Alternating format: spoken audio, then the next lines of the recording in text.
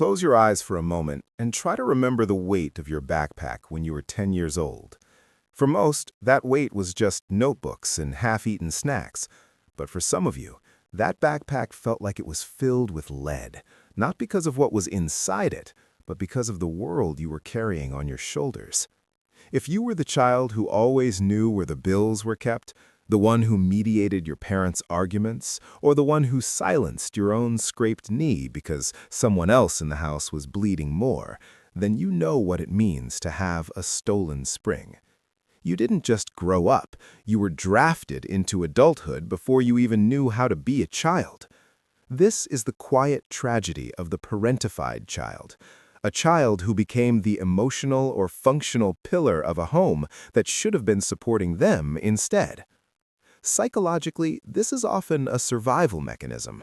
When a home is chaotic, whether due to addiction, mental illness, or simply a parent's emotional absence, a child's brain makes a split-second, years-long decision. If no one is steering this ship, I have to. You became hyper-vigilant, learning to read the microscopic shifts in your mother's expression or the heavy tone of your father's footsteps before he even walked through the door. You became a master of emotional weather forecasting, constantly adjusting your own mood to keep the storm from breaking.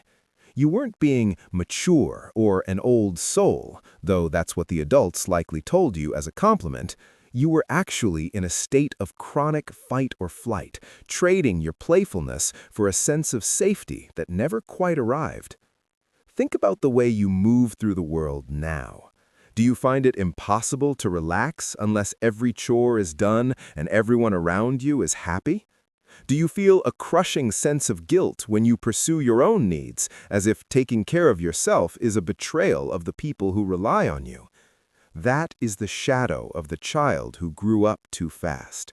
You learned early on that your value was tied to your utility, that you were loved for what you could do, not for who you were. You became a human doing instead of a human being.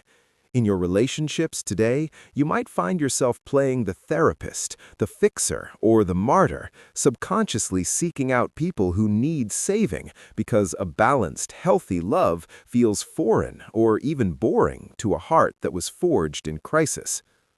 The cost of this early maturity is often a strange, hollow feeling in adulthood, a sense that you missed a fundamental chapter of your own story. There is a specific kind of grief in realizing you never got to be reckless, never got to be messy, and never got to be protected.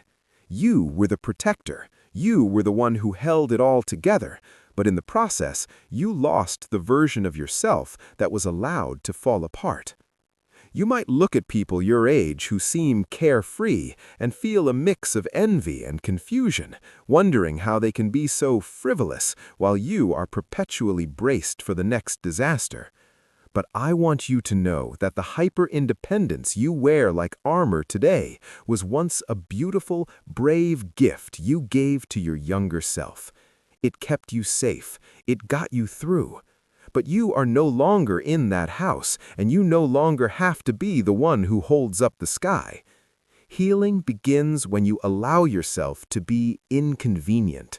It begins when you look at that tired, capable adult in the mirror and whisper, "It's okay to let go now. You're safe.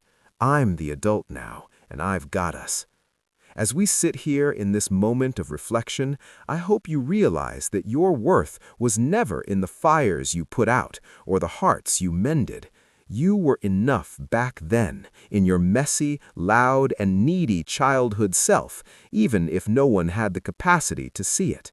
Perhaps today is the day you start reclaiming those stolen years, not by going back in time, but by giving yourself the permission to be soft, to be still, and to finally, for the first time, just be a child in the presence of your own grace.